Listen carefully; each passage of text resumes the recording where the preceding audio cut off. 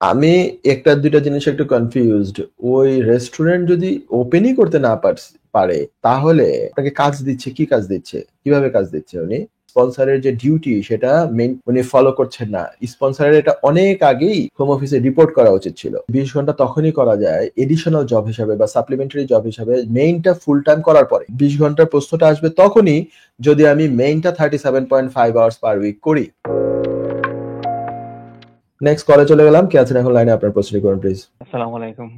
ওয়ালাইকুম আসসালাম। জি, আশা করি ভালো আছেন। আমার সাথে আলহামদুলিল্লাহ আপনার ভালো আছি। আ আ আ ২০২৩ সালের আ আ ডিস আ জানুয়ারি মাসে আমি একটি রেস্টুরেন্টে ওয়ার্ক পারমিটে জয়েন করি। তো কিসে জয়েন জয়েন করেন? করায় আ সরি আরেকবার বলেন। দু আমি ২০২৩ সালের ডিসেম্বরের দিকে আমি একটা রেস্টুরেন্টে ওয়ার্ক পারমিটে সুইচ করি আরকি, জি, স্টুডেন্ট ভিসা আচ্ছা। থেকে। তো হুম। সুইচ করার পরে ২ কি ৩ মাস পরে আরকি আমার রেস্টুরেন্টে আগুন ধরে একটা ফায়ার অ্যাক্সিডেন্ট ঘটে। যার ওহ! কারণে জ্বলে যায়। জ্বলে যাওয়ার পরে আমার রেস্টুরেন্ট ওনার স্কটল্যান্ডে নতুন একটা রেস্টুরেন্ট নেয়ার পরে আমরা আ স্কটল্যান্ডে চলে আসি। স্কটল্যান্ড চলে আসার পরে এখন পর্যন্ত উনি রেস্টুরেন্টটা ওপেন করতে পারেন নাই। যার কারণে উনি এখন পর্যন্ত আমাকে ফুল কাজ দিতে পারেন নাই।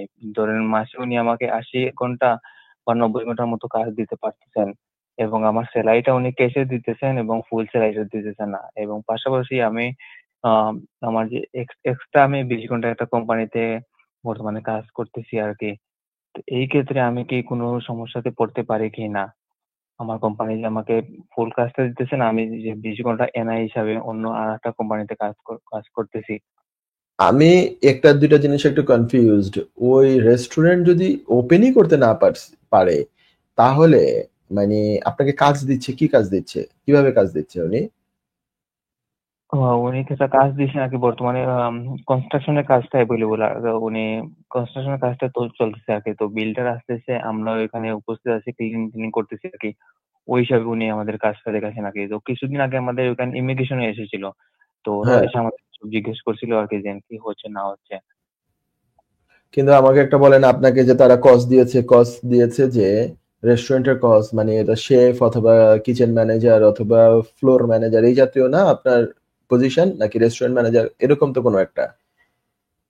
জি, জি, জি। আপনি আপনি কি পজিশনে? শেফ? জি, সেই পজিশনে আছি আমি। আচ্ছা, কিন্তু আপনি শেফের কাজ করতেছেন না বলে মনে হচ্ছে। কারণ আপনি বলছেন যে রেস্টুরেন্ট ওপেন হয় নাই, রেস্টুরেন্ট বিল্ডার কাজ করতেছে, সেই সমস্ত কাজে আপনারা হেল্প করতেছেন। এবং উনি সেই হিসাবে আপনাদেরকে এক ধরনের বেতন দিচ্ছে। রেস্টুরেন্টের আ বিজনেস বিজ জি মানে রেস্টুরেন্টের পে স্লিপই ইস্যু করতেছে। কিন্তু অ্যাকচুয়াল কাজ হচ্ছে মানে অ্যাকচুয়ালি আপনার ওই রেস্টুরেন্টের শেফের কাজ আপনাকে করছেন না আপনি।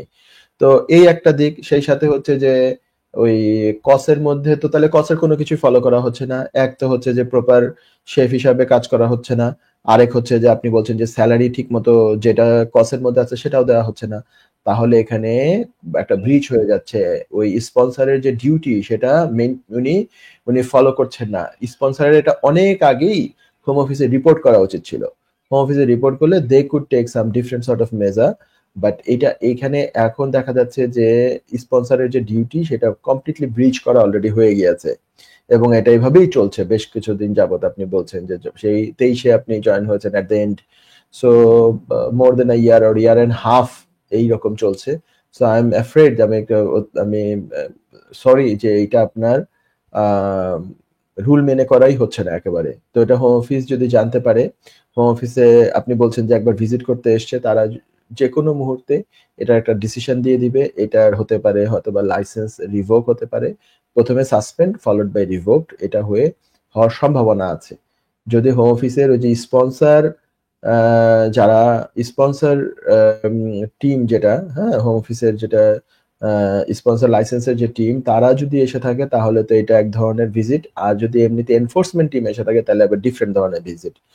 এনফোর্সমেন্ট টিম হতে পারে যে যেটা এসছে সেটা এনফোর্সমেন্ট টিম হতে পারে। সেটা এখন হতে পারে যে স্পন্সর আ যে টিম আছে, স্পন্সর যারা ম্যানেজ করে, স্পন্সরদেরকে নিয়ে যারা টিম, যারা কাজ করে এই স্পন্সরদেরকে নিয়ে তারা যদি নোটিফাইড হয় এই এনফোর্সমেন্ট টিম থেকে তাহলে কিন্তু they could come for another visit or they could ask the documents from the employer followed by that the license can be suspended and revoked subsequently.